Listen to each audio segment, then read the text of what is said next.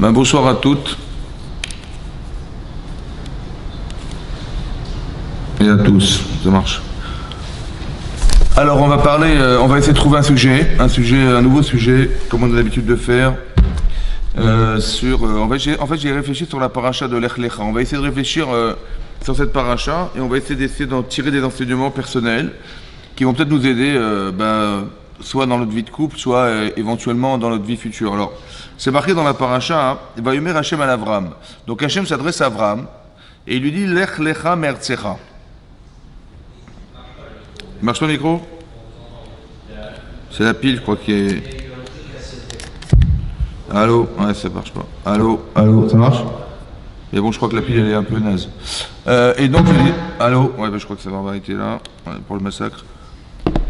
Alors, vous m'entendez? Très bien. Et donc c'est marqué, Hachem a dit à Avram, Lech Lecha. Lech Lecha, pars pour toi, mais Artsecha, de ton pays, donc quitte ton pays. En fait, on sait qu'Avram, il habitait en Irak. Ouais, Haran, ça se trouve en Irak. Et il dit, quitte ton pays, pars pour toi, mais Artsecha, Mimolatecha, l'endroit où tu es né. Alors, il est né à Ur Kasdim, dans cet endroit, ou Mibet Avicha, la maison de tes parents. Ouais, vers une terre, un pays que je t'indiquerai. Donc Hachem, il demande à Abraham de quitter l'endroit où il habite, quoi. C'est difficile. Abraham, il a 75 ans. Pour la première fois, Hachem lui apparaît en lui disant, tu dois quitter l'endroit où tu vis. Pourquoi? Parce que là où tu es, tu n'auras pas d'enfants. Mais là où je t'envoie, tu auras des enfants. Là où tu es, tu resteras Abraham. Et là où tu vas partir, ton nom va changer. Tu t'appelleras Avraham. C'est-à-dire que là tu es Aram, tu as vu Aram, il s'appelle Avram, c'est Av Aram. Il est le père de cette région du monde qui s'appelle Aram, père de Aram. Mais là où tu vas aller, tu vas devenir Avraham, c'est-à-dire Av Amon Goïm, tu vas devenir le père des nations. Le père des nations, c'est vrai que dans toutes les religions on retrouve Avraham, c'est vrai. Et donc cette reconnaissance-là, elle est fondamentale pour Avraham. Mais pour ça il faut se déplacer. Merci infiniment. Il faut qu'Avram se déplace, il faut qu'il parte, il faut qu'il quitte l'endroit où il est, qu'il ait le courage de quitter l'endroit où il est. Ça va? Et donc on lui dit quitte ton pays, quitte l'endroit de ta naissance et quitte la maison de tes parents. Alors, si on devait réfléchir sur le déplacement d'Abraham, si on parle du déplacement géographique d'Abraham, il aurait fallu dire, quitte la maison de tes parents. Si tu habites chez tes parents, tu fais tes valises. Tu quittes tes parents, c'est bon? Ensuite, en quittant tes parents, tu vas forcément quitter l'endroit où tu es né. Et là, tu vas quitter le pays où tu es né. C'est bon? Et c'est marqué l'inverse. Tu quittes ton pays, tu quittes l'endroit où tu es né et tu quittes la maison de tes parents. Le déplacement d'Abraham est inversé. Comment ça se fait qu'à la Torah, elle n'a pas parlé du déplacement géographique naturel d'Abraham, mais un autre déplacement. Celui d'abord de quitter son pays, de quitter l'endroit où il est né et la maison de ses parents. En fait, vous avez compris que la Torah ne s'intéresse pas à savoir comment il s'est déplacé. Où est-ce qu'il a pris son taxi pour aller à l'aéroport. Non. La Torah nous dit une chose comme ça. Quand tu pars de quelque part, ce qui est difficile, mais qui est a priori le plus simple, c'est quitter ton pays. C'est-à-dire, ton identité, on va dire, patriotique, on va dire tu es français par exemple, il faut quitter la France. Tu quittes ta langue, tu quittes ta culture, tu quittes, pour aller ailleurs. Où? On ne sait pas. Mais tu dois partir.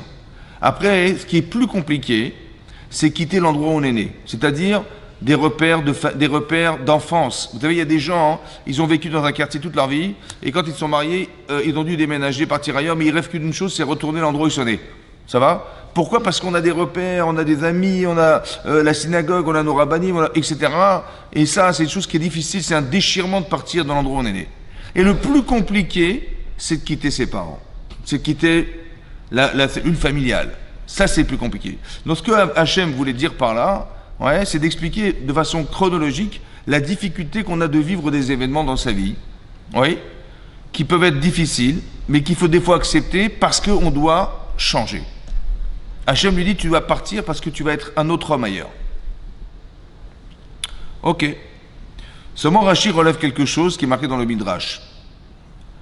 En fait, on aurait pu très bien écrire autrement dans la Torah. On aurait pu dire, Hachem, il dit à Abraham, va-t'en vers un pays que je te montrerai. Pourquoi il a rajouté Artsecha, ton pays. Pourquoi il a rajouté la maison de tes parents, l'endroit où tu es né? Ben évidemment qu'il va devoir quitter tout ça, évidemment. Pourquoi l'avoir rajouté? Alors Rachid nous dit un secret de la Torah, qu'en fait, c'est pour donner un salaire à Abraham sur chaque mot qui a été rajouté. Donner un salaire à Abraham sur chaque mot qui a été rajouté. Tu auras un salaire si tu quittes ton pays. Tu auras un salaire si tu quittes l'endroit où tu es né. Tu auras un salaire sur le fait d'avoir dû quitter la maison de tes parents.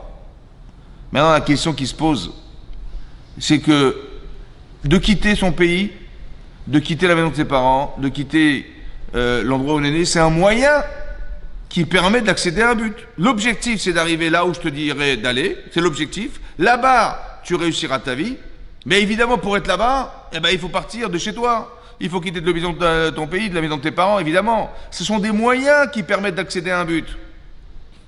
Depuis quand on paye un salaire sur un moyen? Depuis quand tu donnes un salaire sur un moyen? Non, quand tu seras arrivé là-bas, super. Ouais. Est-ce que une femme, elle va dire à son employeur à la fin du mois, écoutez, je me suis bien maquillé, j'ai vu les clients, j'étais super bien habillé, je suis venu à l'heure, je réclame une augmentation de salaire. Je dis, bon, oui, tu t'es bien maquillé, tu t'es arrangé les cheveux, tu t'es coiffé, évidemment, tu t'es parfumé, évidemment que ça fait partie de ton travail, ouais. Ça fait partie de, il faut que tu plaises, il faut que le client, il a envie de signer, etc. Ça fait partie on va dire du protocole du travail. On ne veut pas te donner un salaire parce que mademoiselle, elle s'est habillée ou elle s'est arrangé les cheveux, Depuis quand tu payes un salaire sur un moyen? Tu ne payes pas de salaire sur des moyens. Et Hachem, il paye un salaire. Comment ça s'explique? En fait, il y a marqué un secret ici. Ce que nous, on pense être un moyen, en fait, c'est un but. On ne paye pas un salaire sur un moyen, on paye un salaire sur un but. Comme si qu'il y avait un but. Le but, c'est d'abord de comprendre. Là où tu vas aller, c'est l'objectif. Mais si tu pars sans avoir solutionné ton problème patriotique, ça va? Imagine tu vas partir en Israël. Ouais. Si tu restes une Française en Israël, ouais, tu restes un Français en Israël, tu vas s'ouvrir là où tu vas aller. Alors il faut que tu arrives à te détacher de ça. Si tu arrives, alors je te donnerai un salaire. Le salaire, il est quoi le salaire? Le salaire, c'est ce que tu deviens. Si tu deviens la personne, alors tu auras le salaire de ce que tu es devenu. C'est comme, tu te présentes dans une embauche de travail, montrez-moi votre CV, madame. Monsieur, montrez-moi votre CV. C'est quoi ton CV? Mais ton CV, c'est ton salaire. S'il est vide, tu n'auras pas grand-chose. Et s'il est plein, tu auras... Ce que tu deviens, c'est ton salaire. Ça va? Si tu es capable de quitter ton pays et que tu pars de façon sereine et que tu l'as solutionné, tu n'auras pas le remords de revenir un jour. Ça va? Tu ne regretteras pas d'être parti un jour. Mais ça, c'est un travail à faire maintenant, là. C'est un but. C'est ça que dit Rachid. C'est un but en soi. Est-ce que tu croyais qu'une étape dans ta vie et qu'un moyen d'accéder au but, c'est faux? Déjà, le but, c'est déjà maintenant le but. Après, tu as solutionné ça. Super. Alors, il faut que tu comprennes qu'il y a un autre problème. C'est l'endroit où tu es né. Est-ce que tu l'as solutionné? Est-ce que tu vas planter un clou ici avec un élastique et tu vas partir en Israël et là tu dis ah non, c'est pas comme avant, hein. Tu reviens directement en France. T'as compris? Est-ce que tu l'as solutionné ce problème? Le but, est-ce que tu l'as solutionné? Le plus compliqué, c'est de quitter ses parents. Avraham Avinu, il a un père grabataire.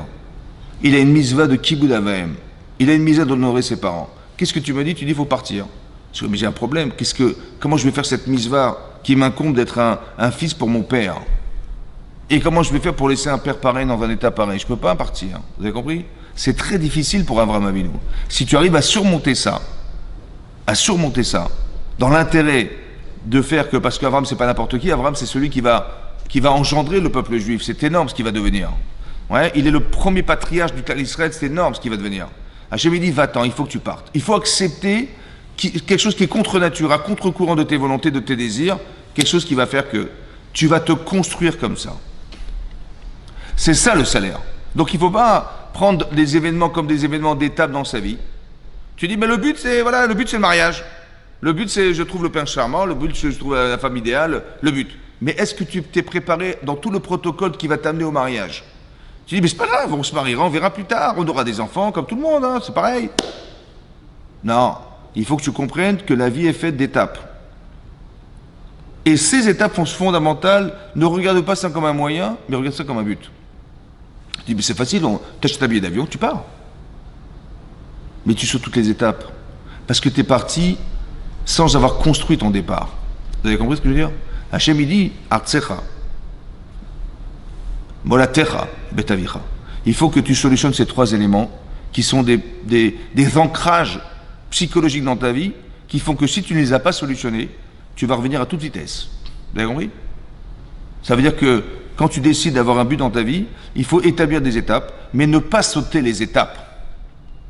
Tu veux aller vite, tu veux faire vite. En vérité, tu te rends compte que peut-être que tu n'es pas construit. Et on va essayer d'expliquer comment ça marche. Ici, on voit dans la Torah qu'il est finalement parti. Il s'est marqué Vayeler ito Lot. Vayeler ito Lot. Il avait un neveu qui était à la fois son beau-frère, s'appelait Lot. Ouais, s'appelait Lot. Et il a marqué qu'il a suivi Abraham. Il est parti avec lui, Abraham. Il est parti avec Abraham. Il a suivi Abraham. Ok. Donc il a suivi Abraham. La question qu'on se pose, c'est est-ce qu'on a demandé à Lot de partir? Non. Est-ce que Lot, il a eu le problème d'Abraham? Hachem, il a dit à Abraham, quitte ton pays, quitte l'endroit où tu es né, la maison de tes parents. Et si on lui avait rien dit, Abraham, il n'aurait jamais eu envie de partir, on est bien d'accord. Il a fallu convaincre et lui dire, mais tu vas avoir un salaire sur chaque chose que tu vas aller, tu vas devenir Abraham. Là, tu es Abraham, tu vas devenir, tu auras des enfants là où tu vas aller. Donc on l'a encouragé, Abraham Avinu. On a encouragé Abraham Avinu. Mais est-ce qu'on a encouragé Lot? Non. Ça veut dire que Lot, il n'a pas eu besoin.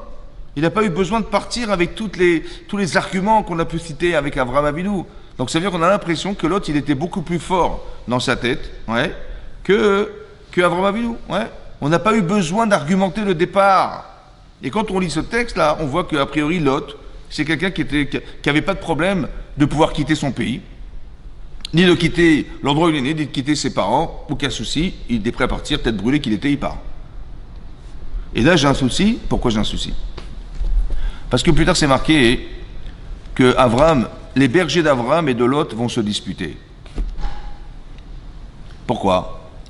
Parce que les bergers d'Abraham, ils avaient les troupeaux, et les bergers d'Abraham, ils faisaient très attention de ne pas faire paître les troupeaux d'Abraham dans les champs qui ne lui appartenaient pas. Ils ne voulaient pas voler. Par contre, les bergers de Lot, ils allaient n'importe où. Et Rachid nous explique pourquoi ils faisaient ça. Parce que, regardez le raisonnement qu'ils ont tenu. C'est le raisonnement qu'il a sûrement tenu, Lot. Il a dit, Abraham, il n'a pas d'enfant. Et il ne risque pas d'en avoir. Sa femme est très vieille, il ne risque pas d'en avoir. 75 ans, sa femme, elle avait 65 ans. Comment elle va avoir des enfants à 65 ans? Donc, qu'est-ce que disait Lot? Il dit, de toute façon, Abraham, il va mourir un jour. Hachem lui a promis la terre d'Israël. Eretz Canaan lui appartiendra un jour. D'accord? Voilà ce qu'il a tenu comme raisonnement. Et il dit, Abraham, il n'a pas d'enfant, donc il sait qui va hériter d'Abraham. Hein? N'est-ce pas que c'est moi qui vais hériter d'Abraham? Alors il disait à ses bergers, faites les troupeaux là où vous voulez. Il est où le problème de cet homme? Comment il a osé dire un... Mais il dit, mais je suis pas un voleur. J'ai volé personne. Volé personne. Voilà. Abraham, il n'a pas d'enfant, il n'en aura sûrement pas. L'héritier d'Abraham, bah, ça va être qui? Évidemment, ça va être moi. Donc allez-y. Allez-y, vous pouvez. Je suis déjà l'héritier. Ça veut dire que c'est quelqu'un qui vit au présent dans une aspiration future. Il saute les étapes. Il saute les étapes. C'est pas quelqu'un qui dit, ben, pour l'instant, rien ne m'appartient. Ouais. Ben, effectivement, quand Abraham mourra et qu'il n'y aura pas d'héritier, je hériterai d'Abraham. Mais pour l'instant, il n'y a rien. Il y a des gens qui vivent au présent dans une aspiration future. Et cette aspiration future, ils sont déjà là-bas. On t'a pas dit que t'es là-bas, t'es là. Mais oui, mais ça peut pas se passer autrement. Comment ça peut se passer autrement? Il va mourir, Abraham, il n'a pas d'héritier. Donc Vous avez compris le problème? Qu'est-ce qui va se passer? Il va y avoir une dispute. Ok. Donc il va avoir Riv. Il y a marqué qu'il va y avoir Riv, Ben Roé Abraham, les Roé Miknenot.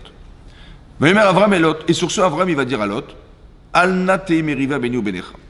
Je t'en prie, on ne va pas se disputer. Ça veut dire que Abraham, il n'a pas trouvé de solution. Il n'a pas su raisonner son neveu, ni son beau-frère, lui expliquant, écoute, t'es un voleur. Il n'a pas réussi. Alors il dit, on ne va pas se disputer. Ouais. Entre toi et moi, Ben Roy et Ben Royecha, entre mes bergers et tes bergers, qui anachim achim, nous on est des frères. On est des frères, on est pas. Allo kolaret sefanecha. Voilà, la terre est toute ouverte devant toi. Il paraît name alay. C'est par toi, je t'en prie de moi. C'est dur à dire ça. Imasmol vaimina. Imasmol. Si tu vas à gauche, j'irai à droite. Et si tu iras à droite, j'irai à gauche. Voilà ce qu'il a dit. Ça va? J'ai pas compris.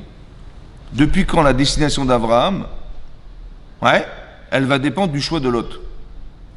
Dis où tu vas? Tu vas à gauche? Bah, j'irai à droite.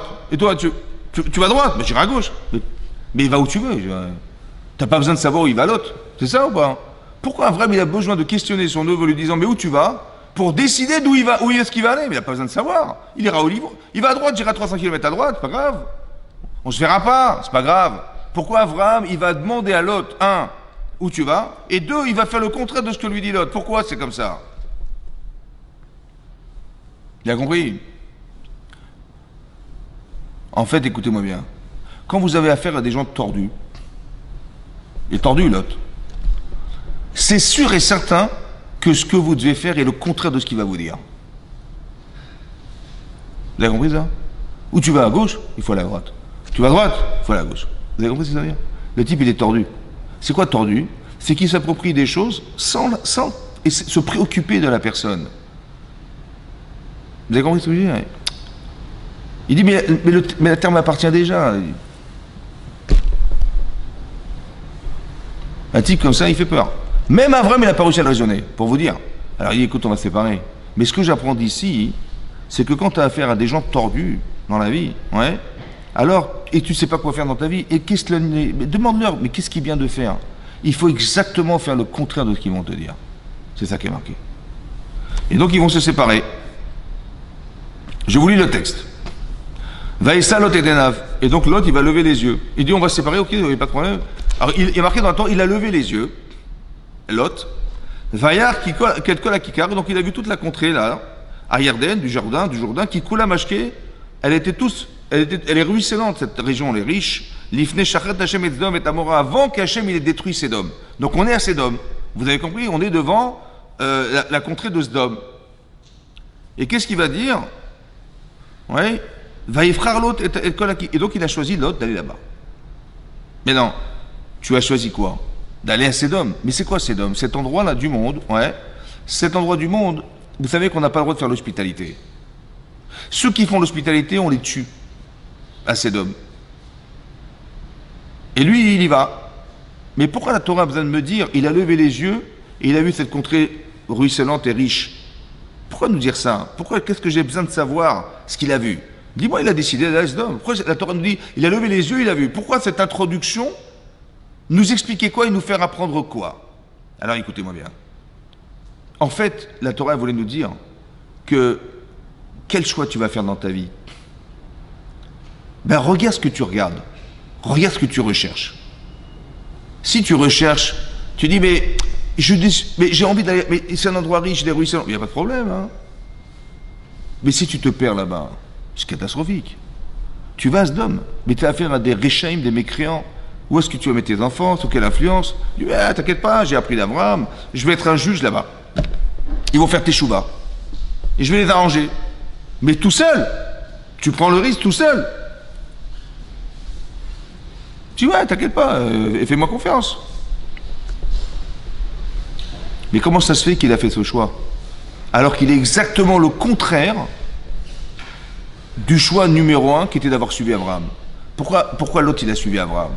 Ben l'autre il a suivi Abraham, c'est clair, parce qu'Abraham c'est une star. Abraham c'est comment vous dire, Abraham c'est magnifique ce qu'il fait. Il crée des auberges un peu partout, il s'occupe des pauvres, etc. C'est un homme de chesed, de bonté. Il dit mais c'est ça qui m'aspire à suivre cet homme. Et là c'est bizarre, parce que l'autre il va exactement choisir l'inverse de ce qu'il a choisi au départ. Comment c'est possible? On a la croisée des chemins. Ouais. Abraham il dit écoute on peut pas rester ensemble. Il n'y a pas de problème. Où tu vas? Il lève les yeux, il voit que cette région est magnifique, il dit je vais là-bas. Ça veut dire qu'il est déjà influencé, il a déjà choisi en fait. Mais qu'est-ce qu'il a choisi? Ben, il a choisi la belle région. Je dis il n'y a pas de problème. Mais si c'est pour te perdre là-bas, comment ça se fait que... Et il va trouver toute forme d'argument pour justifier son choix. Mais en vérité ça ne se justifie pas. Parce qu'entre gagner beaucoup d'argent et perdre ta vie là-bas, et perdre ta moralité, et vivre avec des gens qui sont exactement l'inverse de tout ce que tu as construit toute ta vie, c'est quand même étonnant, non? Comment ça se fait qu'Abraham, il a fait un choix exact, comment ça se fait que Lot, il a fait le choix contraire de tout ce qu'il avait choisi au départ, alors qu'il est séparé d'Abraham? Et ça, il faut comprendre ça. Comment ça se fait qu'un homme à la croisée des chemins, une personne à la croisée de sa vie, elle va faire des choix inversés de tout ce qu'elle a choisi toute sa vie? Comment c'est possible? Vous savez pourquoi? Parce que quand vous demandez à Abraham, tu vas à Sodome, toi? Il dit, moi, Chas Shalom. Mais pourquoi lui, il dit, Chas Shalom, je vais à Sodome? Et pourquoi l'autre, il a choisi d'y aller? Vous savez pourquoi? Parce qu'Abraham, il a suivi des étapes. Ça a été très difficile pour Abraham de quitter son pays. Ça a été encore plus dur de quitter l'endroit où il est né. Ça a été encore beaucoup plus dur de quitter ses parents. Vous savez que dans la vie, quand vous faites des choix difficiles, ça vous construit. Quel construit? C'est que le niveau de conscience que vous avez d'avoir fait ce sacrifice vous permet de faire des choix cohérents. C'est-à-dire, attends, j'ai quand même pas quitté mon pays pour aller à Sodome. J'ai quand même pas quitté mes parents pour partir à Sodome. J'ai pas quitté l'endroit où j'étais très bien dans ma ville de naissance pour aller à Sodome.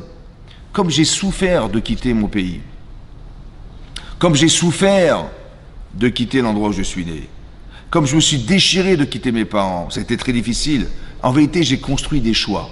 Maintenant, le baromètre de mes choix, il a changé.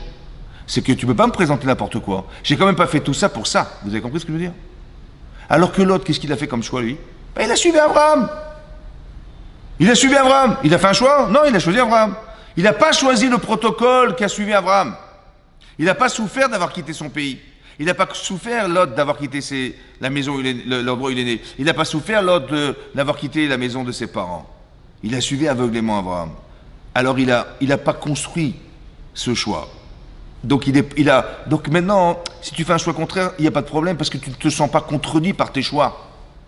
Ça veut dire que ce qu'on expliquait depuis le départ, qu'il y a des objectifs à atteindre dans sa vie. Hachem, il dit à Abraham, il faut absolument que tu te retrouves en Eretz Israël. Parce que là, tu t'appelles Abraham, tu t'appelleras là-bas Avraham.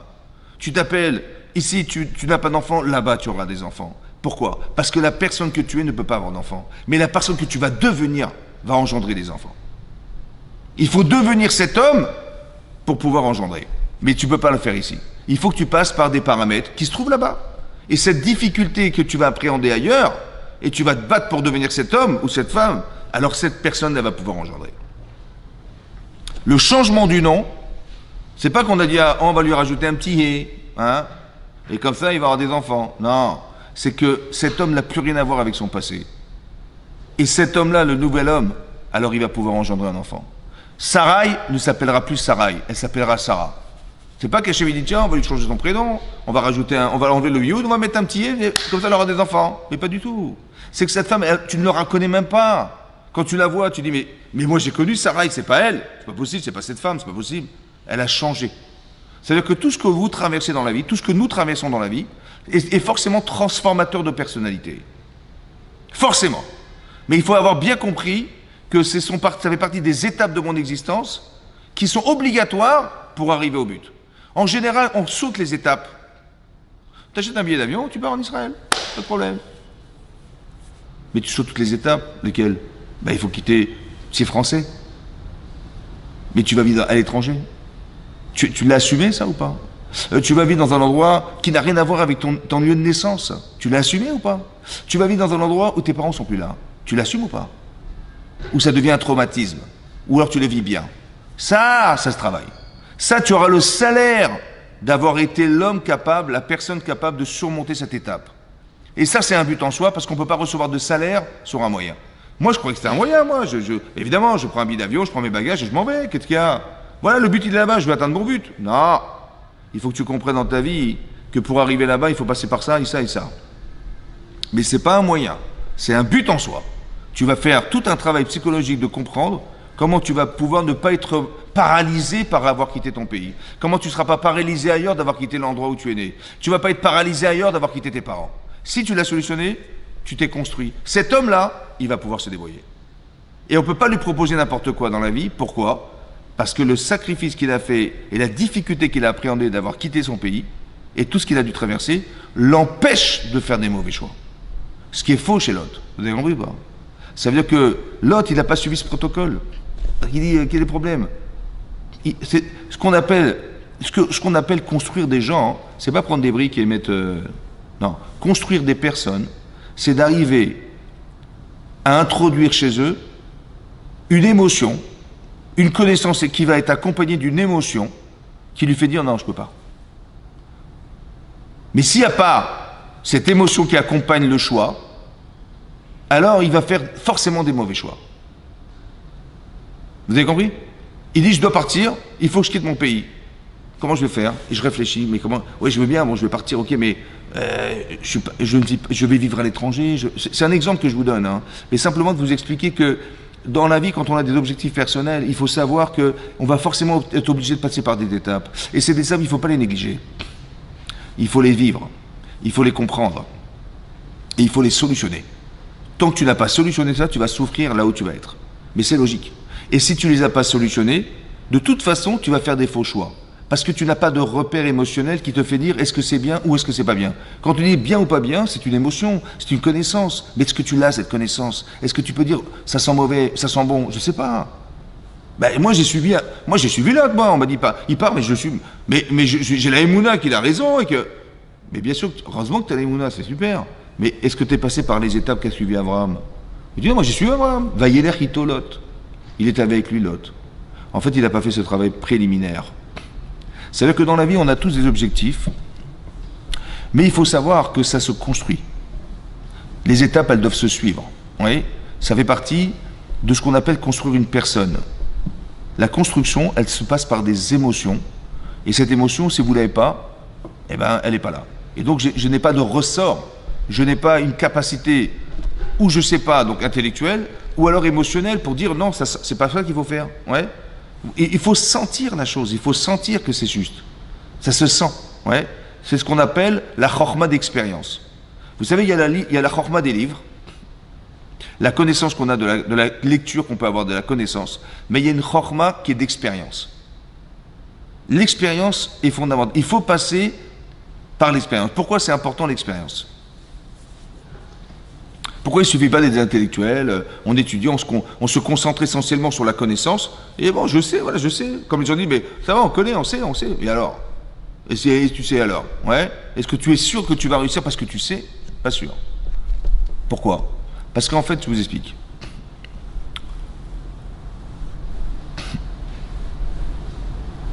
Vous savez, dans la paracha de cette semaine, de la paracha de Mishpatim, on apprend des choses étonnantes.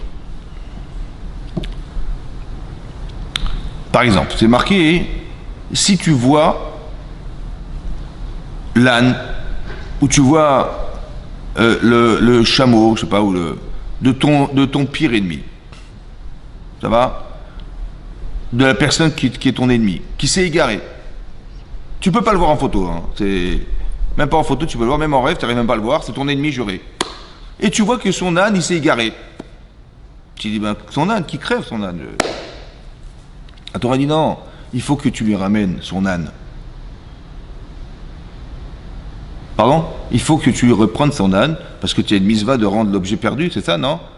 Mais à lui, jamais de ma vie. La Torah dit non, il faut lui ramener son âne. La Gemara dans Baba Metzia dit, la flammette bête, imagine tu as ton rave, que tu adores, hein, c'est ton... Et il a son âne qui est chargé, mais vraiment chargé, et qui souffre de la charge qu'il a sur le dos, le pauvre âne. Et le rave, il te dit, si tu peux m'aider à décharger l'âne. Donc, un, mitzvah d'aller servir ton rave. Deux, de décharger la souffrance d'un animal. Vous savez qu'il y a une mitzvah d'empêcher la souffrance. Il y a une avéra de faire souffrir les animaux minatora. On n'a pas le droit de faire souffrir les animaux minatora d'après la Torah. Ça va? La Gemara dit que là, tu as deux mitzvot. Un, de servir, et deux, de décharger cet âne, tu lui retires cette souffrance qu'il a de supporter la charge qu'il a sur le dos. Deux mitzvot. Et là, tu as ton ennemi juré là-bas, ouais, que tu haïs de tout ton cœur, mais il faut l'aider à charger son âne. Qu'est-ce qu'il faut faire? J'aurais dit, attends, il n'y a pas photo. Naturellement, je ne le supporte pas, et là, c'est mon rave, je fais cavode. Et d'un côté, je fais encore plus de mitzvah de décharger la charge qui fait souffrir cet animal.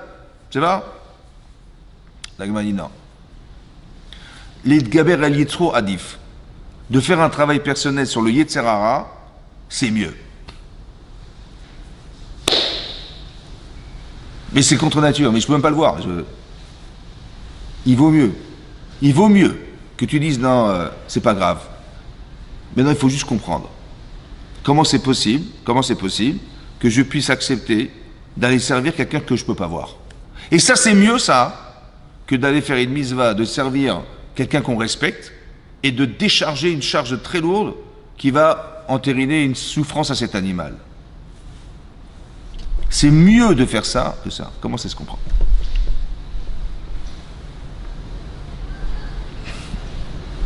Quand je parle de se construire, c'est comme ça. C'est marqué « Midvar sheker tichak ». D'une parole mensongère, tu t'éloigneras. C'est rare dans la Torah qu'on nous parle de prendre des précautions. C'est très rare. La Torah considère qu'on est adulte, la Torah considère qu'on est responsable, elle dit fais ça, ou le bien ou le mal. Mais elle ne te dit pas fais attention. C'est très très rare dans la Torah lorsqu'on nous dit faire attention. Et là on dit éloigne-toi du sheker. Éloigne-toi du mensonge. Ça veut dire quoi s'éloigner du mensonge? Quoi, il y a une distance, ça veut dire quoi s'éloigner du mensonge? Comme si que le mensonge, tu le sens arriver. Tu vois, ça sent mauvais, il faut t'en éloigner. Avant qu'il arrive. Éloigne-toi du mensonge.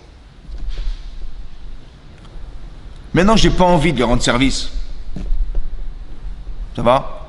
Pourquoi? Parce que si je pouvais lui casser la figure, je le supporte pas, je le haïs cet homme. Ça va? Je suis dans le bien ou je suis dans le mal? J'ai fait un bon choix ou j'ai fait un mauvais choix?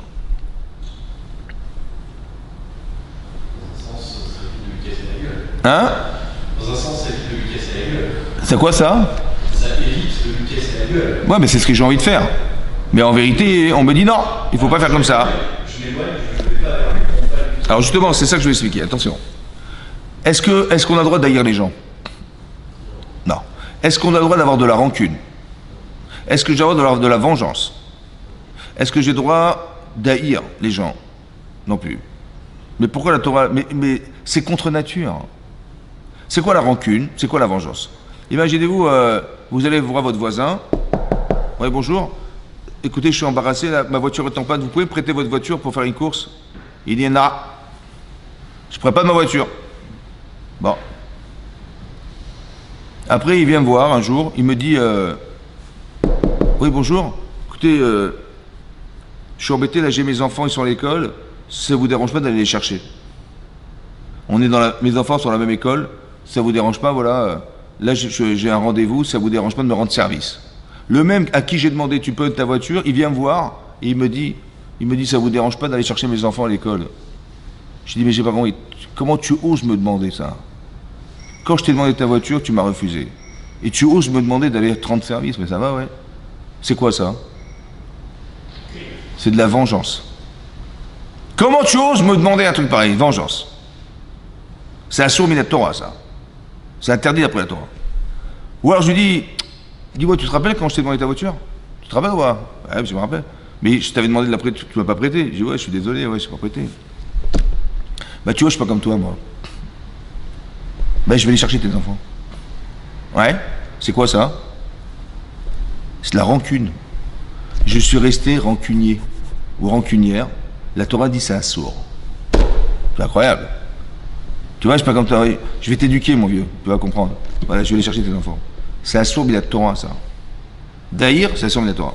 Donc, c'est-à-dire que quand j'ai ce sentiment-là, la Torah me dit c'est assour. C'est interdit d'avoir un truc pareil. Mais comment c'est interdit? Mais avec ce qu'il m'a fait, tu veux que je lui rende service? J'ai envie de lui rendre la balle en disant tu m'as pas fait, je te fais pas. C'est ça, non? La Torah dit non, c'est interdit, ça. Ça veut dire que ça s'appelle dans la Torah du sheker. C'est du mensonge. C'est pas comme ça. On t'a menti. C'est pas comme ça qu'il faut raisonner. Maintenant, c'est à cause de qui qu'on n'arrive pas à raisonner? Parce qu'à l'intérieur de notre cœur, on a des valeurs. Je dis, mais moi je rends service, on me rend service. C'est comme ça. Tu me rends pas service, je te rends pas service. C'est comme ça. En fait, c'est faux, en fait. C'est du sheker, c'est du mensonge. C'est qui me ment? Ben, celui qui me ment, c'est celui qui est en moi et qui me dit, tu vas pas lui rendre service, non? Mais ça va, ouais. Il t'a pas rendu service, tu rends pas service. Cette voix qui me dit ça, c'est du shaker. Tu t'en éloignes. Ça veut dire quoi? Comment c'est possible? Alors, je dois m'éloigner du shaker, le mensonge. C'est un mensonge, en fait. On voudrait me faire croire. C'est un mensonge. Comment je raisonne? Comment je dois raisonner? Alors, ce que je dois me dire, c'est comme ça. Quand je lui ai demandé, tu peux me prêter ta voiture? Il m'a dit non. En fait, c'est un choix. Il n'a pas voulu me rendre service. C'est un choix. Il n'a pas voulu, il n'a pas voulu. Mais en vérité, il aurait pu ou pas? Ben, je dis dommage qu'il ne m'ait pas rendu service. Dommage qu'il n'ait pas fait le bon choix. Je ne vais pas me rendre malade parce qu'il a fait un faux choix. Je ne vais pas me rendre malade parce qu'il a fait le mauvais choix. C'est un choix. Ça va? Pourquoi je vous dis ça? Parce qu'en vérité, j'ai pas envie de me rendre malade pour les autres. Pour des gens, des idiots qui ne savent pas faire des choix. Alors, je me dis, bon, je me protège. Et je me dis, il aurait pu faire ce bon choix. C'est dommage qu'il ait fait le mauvais. Mais donc, ça ne me touche pas, en fait. Parce que je ne vais pas me rendre malade parce qu'il a fait un mauvais choix. Par contre, ce que je vais faire, il m'a demandé, il sait que je ne le supporte pas, et il sait qu'il ne me supporte pas. Il va me demander, tu peux m'amener mes enfants? Et en fait, il sait même pas, il sait très bien que c'est quasiment impossible ce qu'il me demande. Parce que jamais j'accepterai. Et j'ai accepté de lui prendre ses enfants. Et je ne lui ai fait aucune remarque. Waouh! Vous allez dire quoi? On peut faire ça. Vous avez compris ce que je veux dire? Toi, tu t'es construit parce que tu t'es dit, mais je ne vais pas tomber dans le piège de ce mensonge qui est de croire qu'il est cette personne. C'est pas vrai. C'est qu'un choix. Nous ne sommes pas ce que nous avons choisi. Un rachat, un mécréant, il n'est pas mécréant. Il a fait le choix d'être un mécréant. Vous avez vu que Esav, il est né du miracle que sa mère, elle est tombée enceinte alors qu'elle ne pouvait pas avoir d'enfant. Est-ce qu'on peut devenir un rachat d'un miracle? C'est impossible. Donc ça veut dire qu'il était censé être un tzaddik, ce Esav là. Ça va? Seulement, il a fait le choix d'être un rachat. Le pauvre. Vous avez compris? C'est un choix. Tu peux être un tzaddik, une tzaddikette, tu peux être un rachat, c'est toi qui choisis. Tu dis oui, mais je t'ai influencé, mais justement, c'est ça la vie. Hein. Où est-ce que tu te positionnes? Où est-ce que tu es? Où est-ce que tu veux être? C'est ça. Faire des choix, c'est construire des choix. Mais où tu veux aller? Qu'est-ce que tu veux faire? Ben, Esav, il a choisi le mauvais chemin. Lot, il n'est pas construit, donc il a choisi le mauvais chemin. Il a levé les yeux, il a vu que c'était magnifique, il est joué là-bas. Mais pourquoi tu es là-bas? Ben parce que... Et tu dis pourquoi là-bas? Ben, je vais faire des balais de chouva, je vais les... En vérité, c'est faux. C'est parce que c'était beau. Il te rend compte que tu fais des choix dangereux. Tu dis, mais quel danger? Où est le danger? Je ne vois pas de danger. Il ne voit pas de danger parce qu'il n'y a rien qui se contredit chez lui. Ça veut dire que quand la Torah nous dit, mais non, va rendre l'animal qu'il a perdu, va l'aider à charger son âne, c'est pour dire, toi tu vas gagner de le voir autrement en lui rendant service. Ce que je suis en train de vous expliquer, c'est pas intellectuel, c'est comportemental. Il faut que tu fasses cette chose-là. Il faut que tu arrives à nourrir chez toi la capacité à le voir autrement. Comme tu as choisi de le voir. Pas comme on t'a menti qu'il fallait le voir. Et lui, c'est pareil. Il veut dire quoi? Lui, il a été capable de se retenir et de me rendre service alors que c'était pas le moment, où il n'avait pas envie. Eh ben, dis donc, ça me donne envie de l'aimer, cet homme. Eh ben, il m'a changé ma vie. Vous avez compris ce que je veux dire? Ça veut dire qu'on doit être en capacité de faire des choix qui sont peut-être des fois contraires à ce qu'on aurait voulu. Mais c'est comme ça qu'on se construit, les gens. Parce que tu dois t'éloigner du shaker. Le shaker, c'est ce qu'on voudrait te faire croire.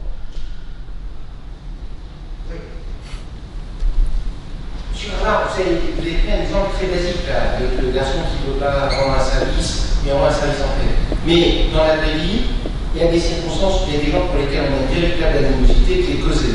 Ouais, mais on parle que de ça. Imaginons par exemple une jeune femme, mère de famille, qui est sollicitée par sa voisine qui en réalité est la maîtresse de son mari pour aller chercher ses enfants. Elle doit y aller. Ou est-ce que c'est du shaker si elle refuse? Alors justement, là-bas ce que dit la Gemara, parce que la Gemara elle demande la question, mais depuis quand la Torah dit si tu vois, je sais pas moi, l'âne de ton ennemi, Mais on n'a pas le droit, ou de l'âne de la personne que tu haïs. On n'a pas le droit d'haïr les gens. L'Agma dit là-bas, la haine, elle est justifiée. C'est un rachat. La voisine, elle a trompé son mari. Elle a pris son mari. C'est justifié, c'est incroyable. Et tu as le droit de l'haïr. Mais quand bien même, c'est extraordinaire. Hein. Quand bien même, c'est très très difficile. Mais ça veut dire qu'on est en train de nous apprendre à quoi? À nous dire, parce que je vous explique un truc. Le Yetzer Hara, en quoi c'est un menteur? Parce qu'il a gagné le Yetzer Hara. Il a gagné, on s'est séparés. Je ne peux plus l'avoir, cette femme. Et en vérité, le problème en vérité, c'est qu'on a fracturé le peuple juif. Si vous voyez à petite échelle, c'est entre nous. Mais à grande échelle, il y aurait partout, il y a du Yetzer Hara, dans toute la terre entière du Yetzer Hara. Donc si je l'écoute, en fait, eh ben, on se sépare de l'un, de l'autre, et de l'un et de l'autre. En fait, on est divisé, quoi. Mais Hachem, il veut qu'on soit divisé ou on soit unis. Mais donc ça, c'est valable pour les juifs. Je vous parle, oui, bien sûr, c'est ça qui est marqué ici. Oui, mais peu importe, en tout cas, c'est une qualité humaine qu'on doit avoir. Oui, alors cette qualité humaine. Ouais. J'ai un petit voisin à côté de chez moi qui est en train de chanter les louanges du Hamas. Ouais. Quand il me demande sa vie, je le dis quand même. Non, bah, je vous explique un truc. On va pas tout mélanger. Mais juste explique une notion. Ce que je suis en train de vous expliquer, c'est d'être libre de penser, d'être libre. C'est-à-dire, soit je tombe dans le panneau de l'animosité, de la haine et des machins, ouais. Soit je me dis que peut-être qu'on peut faire le shalom. C'est-à-dire, le shalom, il n'est pas entre lui et moi. Il est entre moi et moi. J'ai quelqu'un qui me dit, mais tu te rends compte de ce qu'il veut, celui-là? Ouais. Il est en train de me fracturer, en fait. Je ne veux pas me faire avoir. C'est ce qu'on appelle le mauvais penchant. Je m'explique. Vous allez comprendre ce que je veux dire. Quand vous faites la prière, vous faites l'amida. Ça vous est arrivé une seule fois dans votre vie de faire une amida du début à la fin sans penser à autre chose? Hein? Ça vous est arrivé une seule fois dans votre vie? Ça vous est arrivé ou pas? Hein? Ben moi je sais, moi. Ben moi non plus. C'est très difficile. C'est vrai? Pourtant, est-ce que c'est le moment de penser à autre chose? Ben vous parlez à Hachem. C'est le moment? Non. Ben moi quand je parle à quelqu'un, s'il est ailleurs, il pense à autre chose, il devrait avoir honte parce que je lui parle, il pense à autre chose. Attendez, vous pouvez me répéter, j'étais pas... Ben oh, concentre-toi, je te parle, concentre-toi. Mais nous, tous les jours, on fait ça, nous. Tous les jours. On parle et on pense à autre chose, le commerce, les machins, le rendez-vous, la livraison qui n'a pas été faite. Tous les jours, hein, tous les jours. Et à part ça, hein, donc c'était pas le moment. 2, j'avais pas envie. Bah, je me suis pas levé à la prière pour prier avec tout ce que j'ai fait comme effort pour que le moment sublime de la prière, c'est la Hamida, et à ce moment-là, je pense à autre chose, c'est pas possible. Donc c'était ni le moment, c'est honteux, et j'avais ni envie de le faire. Pourtant, je suis pas fou, hein. C'est moi qui pense. Mais comment c'est possible? Vous avez compris? C'est très intéressant, ça veut dire quoi? Ça veut dire que dans notre cœur, il y a ce qu'on appelle le mauvais penchant. Il sait exactement ce qui m'intéresse. Il sait que ce rendez-vous, je l'ai pris, on va signer le contrat. J'ai un rendez-vous à la banque. Ma femme, elle m'a demandé ça. Il le sait. Il est là. Vous savez ce qu'il fait? Il prend ça, il vous la met devant la figure. Il dit, mais cet après-midi, t'as rendez-vous, rappelle-toi. Hein. Ça veut dire que même ce que je pense, c'est une forme de manipulation derrière. C'est pas vous qui pensez, on vous fait penser. Mais non, si je suis convaincu que ce que je dois demander dans la prière, c'est nécessaire. Par exemple, je connais quelqu'un qui est très très malade, mais vraiment très malade, et je prie pour lui de toutes mes forces pour qu'Hachem lui envoie la réfoua Shalema. Oui. Est-ce que là je dis, ah mais j'ai rendez-vous cet après-midi, et puis le type il n'a pas été livré, et puis ma femme elle m'a demandé de faire ça. Je pense ou pas? Non. Parce que je suis impliqué dans ce que je dis. Je suis concerné par ce que je dis. C'est-à-dire que le Yetzer Hara, il va venir lorsque je ne suis pas concerné.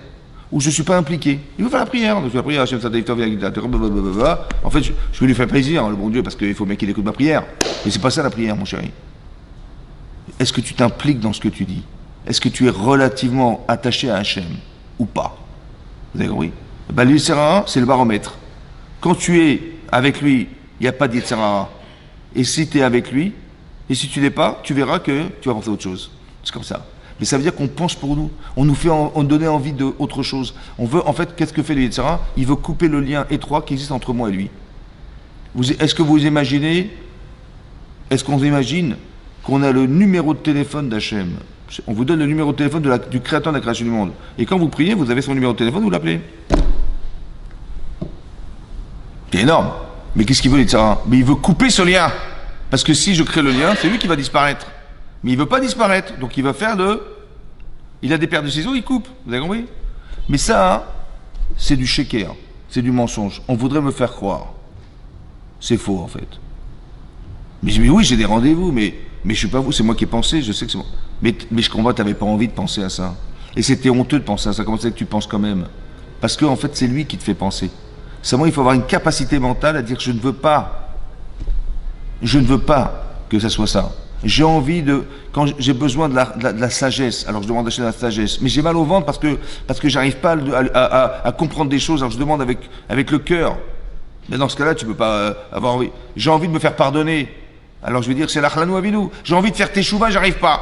Mais je dis, aide-moi Hachem, envoie-moi des opportunités de vie pour faire teshuva, j'arrive pas. Mais sincèrement, hein, mais il n'y a pas de Yetzirara. J'ai envie que Hachem envoie la Géoula. Eh ben, j'ai envie de la Refouachelema, j'ai envie de la Parnassa, j'ai envie d'avoir une subsistance. Tout ça, c'est des besoins qui sont vitaux. Mais si tu les demandes sincèrement, il n'y a pas de Yetzirara. Ça veut dire qu'en fait, c'est de laisser un espace dans lequel il peut s'introduire, il peut te mentir. Vous avez compris? C'est très intéressant que quand l'autre il lève les yeux au ciel et il lève les yeux et il voit le kika, en fait on l'a trompé en fait. On dit prends cette direction. Mais on devrait avoir l'intelligence qui est plus forte que le cœur de dire attends laisse-moi réfléchir. Est-ce que c'est vraiment ce que je dois faire? Vous avez compris?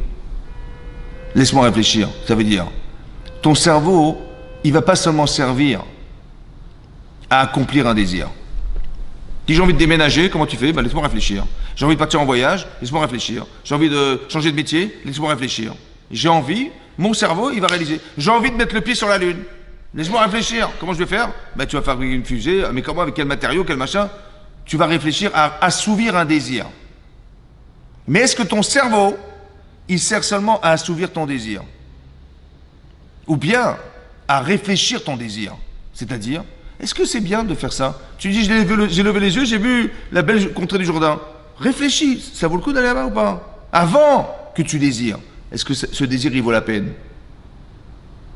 Abraham, il dit, mais tu rigoles ou quoi? Il vaut pas la peine. Tu n'as pas quitté ton père pour aller là-bas quand même. Vous avez compris?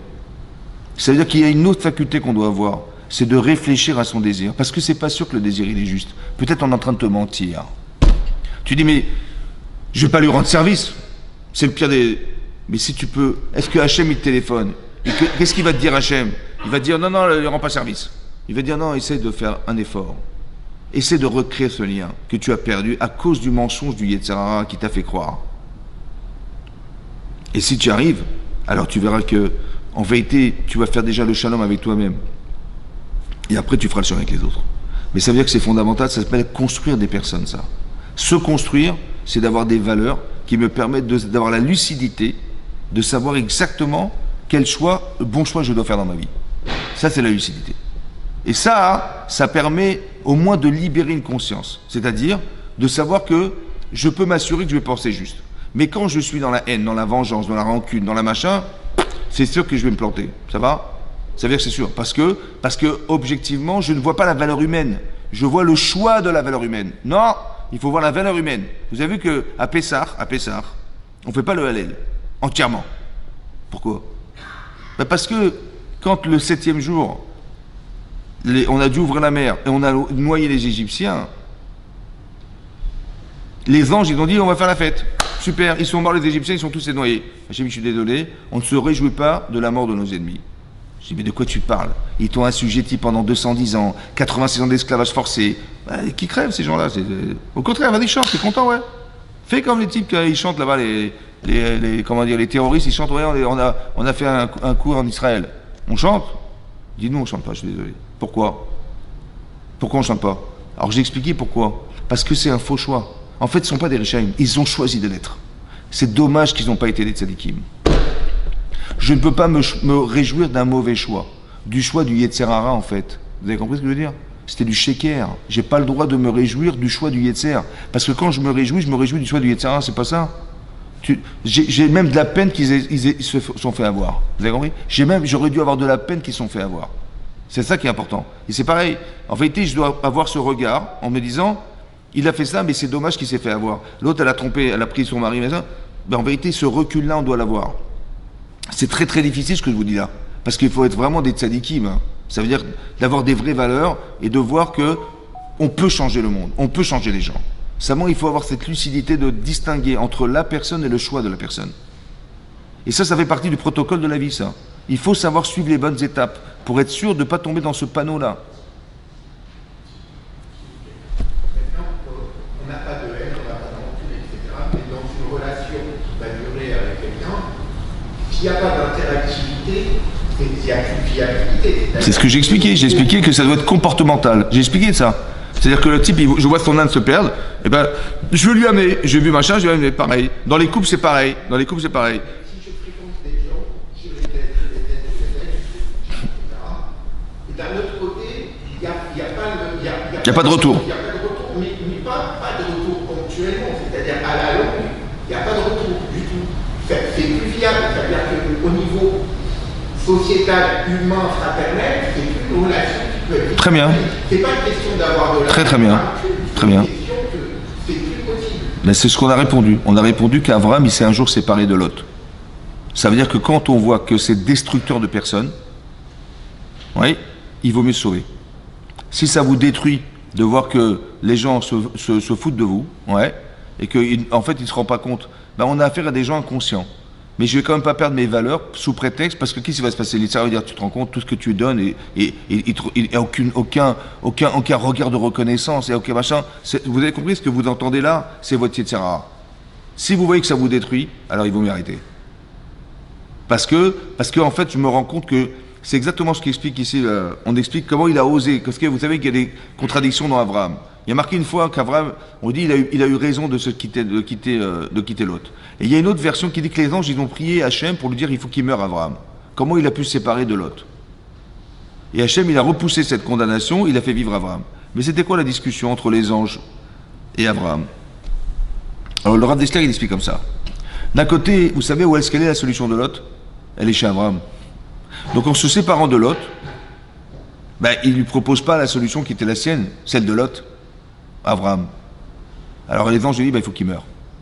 Pourquoi? Parce que en solutionnant Lot, Abraham devient un autre homme.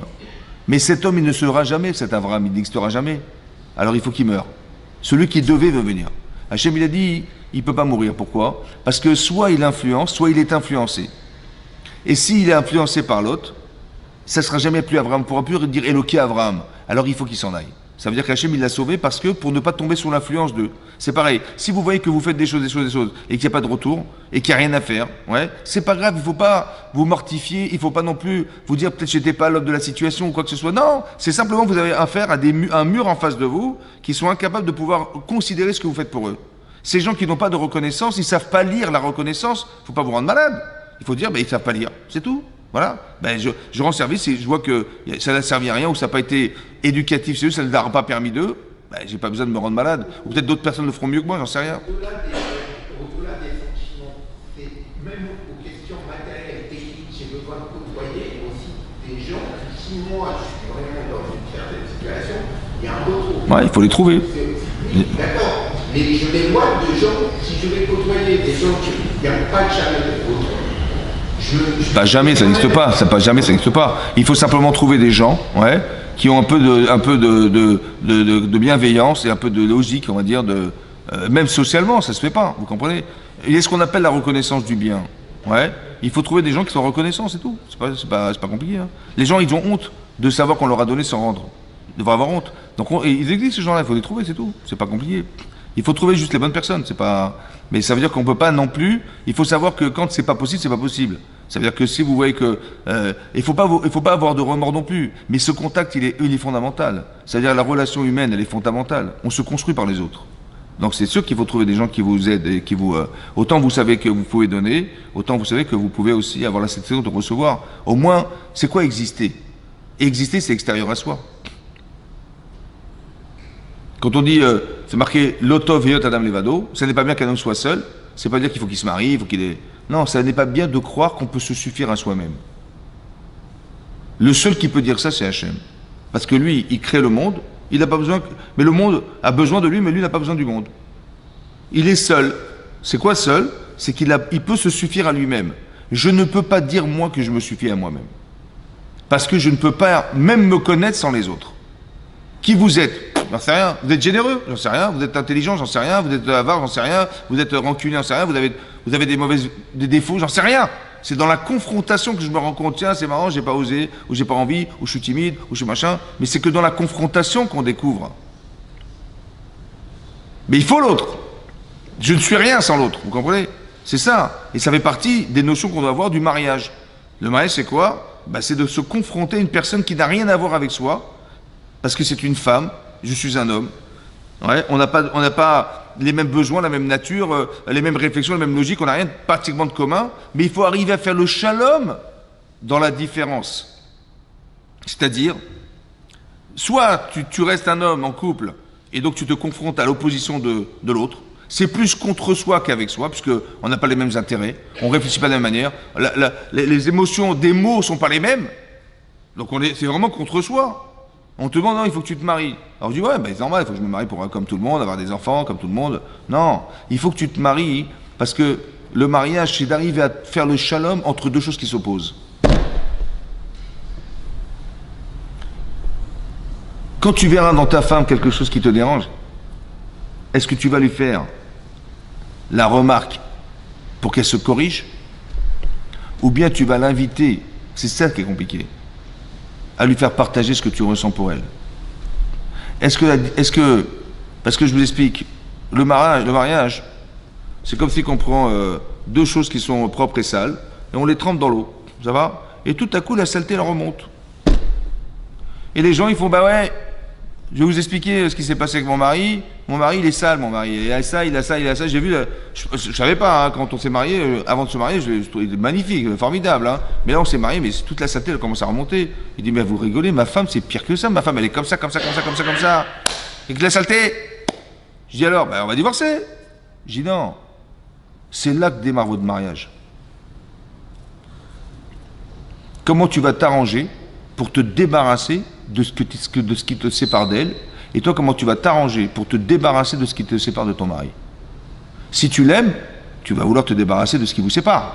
Ben, il est comme ça, caractère comme ça. Mais il faut que, par amour, est-ce que tu vas l'aider à changer? Est-ce que par amour, tu vas aider ta femme à changer? Par amour. Ben, quand j'ai par amour, j'ai dit, quand je vais lui faire une remarque, elle va se vexer. Ou je vais faire une remarque à mon mari, il va se vexer. Mais s'il va se vexer, on va se séparer. Mais je veux pas qu'on se sépare. Alors je vais trouver la forme pour lui faire dire, tu sais, tu es un type formidable. Ou tu es une femme extraordinaire. Mais c'est dommage, tu vois, il y a ce petit détail-là hein, qui entame dans notre relation. Je dis, ah, bien sûr. Mais en général, en couple, on corrige les copies. Hein? Je vais te mettre une note. Donne-moi ta copie, donne-moi ta copie. J'ai vu chez toi ça, 2 sur 20. Allez. En fait, on est des correcteurs de copies. Tu as compris ça? En fait, il ne faut pas être un correcteur de copies. Il y a 2 styles de professeurs.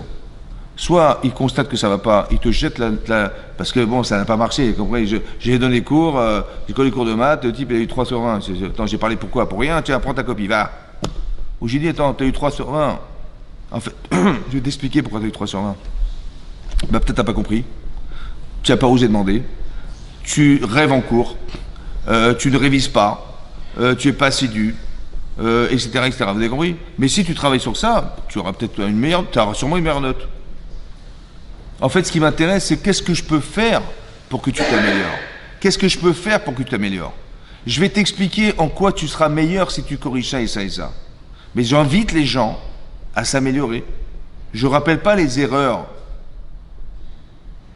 Vous avez compris la différence? Il y a une façon de fonctionner, ouais. Soit tu dis la vérité à la personne, mais tu la vexes, soit tu lui expliques qu'est-ce qu'elle aurait pu être de meilleur et que ça aurait changé sa vie. Dans un cas, ça prend une seconde, dans l'autre cas, ça prend 10 ans. Ouais, c'est vrai, mais c'est ça la patience.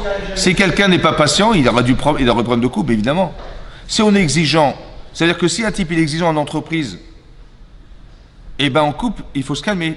Parce que si tu as un niveau d'exigence en entreprise, ta femme, c'est pas ta secrétaire. Ça va? Ou ton mari, c'est pas non plus ton je sais pas quoi. Ça va? Non, il faut savoir que, je vous explique un truc.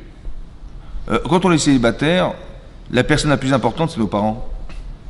C'est vrai ou pas? Bon. Mais quand on est marié, c'est qui la personne la plus importante de ta vie? Hein? Ben, pour une femme, c'est son mari. Et pour un homme, c'est sa voiture.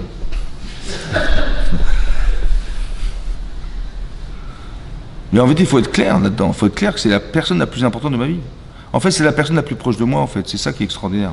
Parce qu'on est né masculin, mais on porte du féminin, qui est à construire. Et on est né féminin, et on porte ce masculin qui est à construire. Quand vous faites le choix d'une femme, ou quand une femme fait le choix d'un homme, elle porte cet homme en elle, en fait. Mais c'est pour ça qu'elle le choisit, en fait. Elle dit, elle est sûre que c'est son mari. Combien de gens m'ont dit, quand je l'ai vu, j'étais sûr que c'était lui. C'est incroyable. Mais d'où tu sais? Parce que cet homme, tu le portes en toi. Zahar ou Nekeva Baraota, on nous a créé mâle et femelle. Ça veut dire qu'il y a une partie masculine chez une femme et il y a une partie féminine. On est essentiellement féminin quand on est une femme, mais on porte du masculin qui est à construire. C'est-à-dire, il faut nourrir cette partie masculine. Il faut comprendre la logique masculine. Il faut comprendre les sentiments masculins. Il faut comprendre en quoi j'ai besoin de ce masculin. Et je deviens masculine.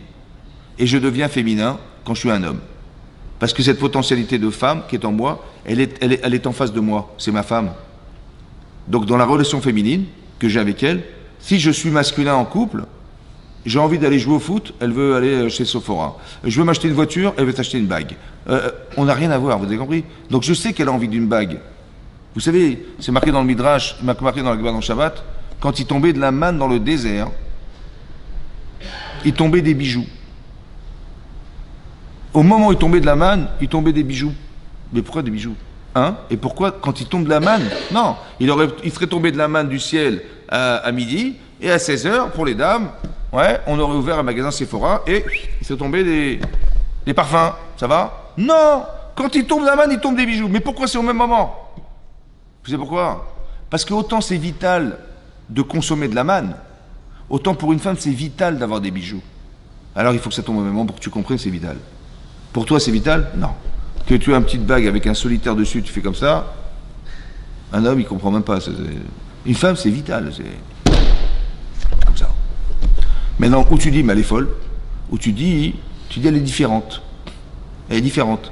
Ben, je m'adapte à la différence. Je deviens féminin. Je deviens quelqu'un qui comprend le féminin. Je vais pas m'énerver, qu'est-ce que me saoule avec ce bijou là? T'as vu combien ça coûte? Et à chaque fois elle me répète, elle est différente. Donc cette différence, tu dois la comprendre, tu dois l'accepter. Si tu l'acceptes pas, si tu ne deviens pas, mais tu vas t'opposer en permanence, c'est la guerre en permanence. Elle se sent, elle est sûre que tu l'aimes, mais quand tu vas lui dire non, ça suffit, attends, combien on va dépenser, combien? Elle va dire mais mon mari m'aime pas, c'est vital. C'est comme dire on va pas manger cet après-midi, vital. Mais je n'avais pas jamais imaginé que c'était vital. Moi je croyais que c'était une blague, c'était un plus. Non, c'est vital. Une femme elle veut se faire belle, c'est vital. Une femme elle veut, c'est vital, c'est comme ça. Donc si tu l'as compris, tu l'acceptes, c'est bon. Si tu l'as pas compris ou que tu l'acceptes pas, eh ben tu vas entrer en conflit. Mais c'est pas un conflit que genre il fait pas mes petits. Elle va dire mon mari m'aime pas, c'est une catastrophe. Parce qu'elle est sûre que quand on aime sa femme, on lui offre des bijoux, on lui offre des cadeaux, on lui offre des machins. Pour elle c'est normal, vous avez compris? Alors que pour un homme c'est pas du tout normal. Mais change ta façon de réfléchir. Accepte que ça peut se vivre autrement. Accepte de t'adapter, de t'acclimater à la personne avec qui tu vis. Et automatiquement, tu vas commencer à comprendre que tu peux changer. Tu peux devenir aussi, tu es masculin, tu peux devenir aussi. Ouais. Elle a besoin de ton assurance. Ben, super. Elle a besoin de... Mais toi, tu as aussi besoin de son intuition. Tu as besoin de t'affiner. Tu as besoin de t'affiner. Et cette femme, elle est fine.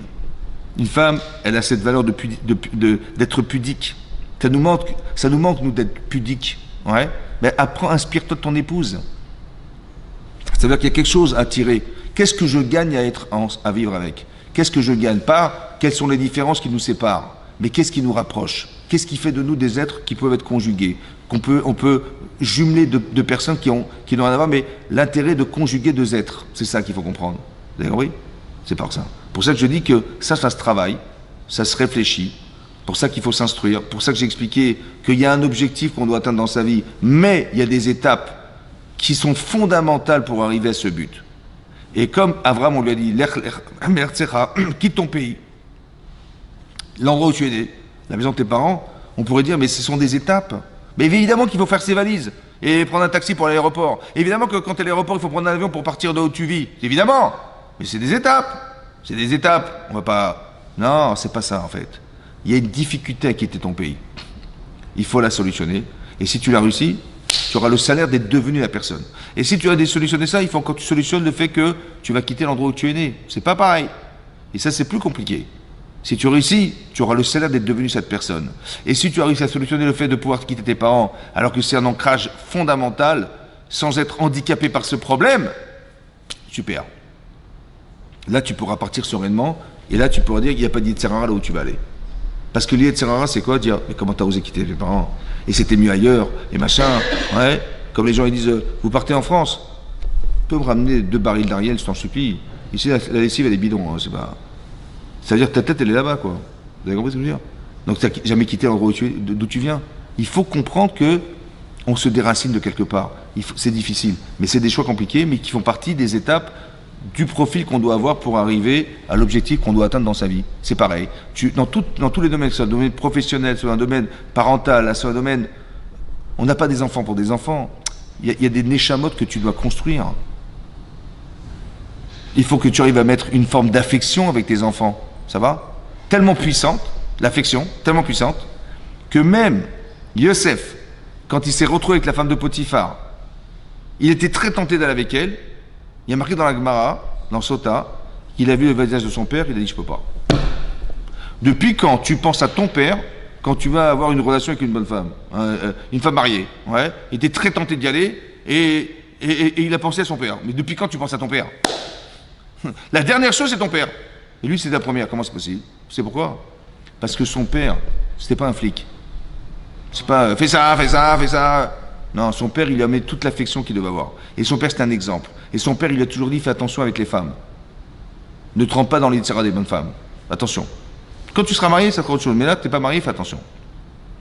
C'est ça, l'image affective de son père. Et c'est ça, le message de son père. Donc, quand il a vu ça, hein, il s'est rappelé de son père. Il dit, je peux pas. Mais c'est l'affection que lui a apporté son père qui l'a empêché. Parce qu'il avait très envie. Il faut qu'il y ait quelque chose qui refoule ce désir. Mais il faut un désir pour refouler un désir. Si ton père c'est un flic, il dit, fais pas ça, fais pas ça, fais pas ça, fais pas ça. Aucune affection. Ah, dans ta chambre. Allez, va ça. Aucune affection, aucun bisou qu'il ne prend pas dans les bras, il n'y a rien du tout.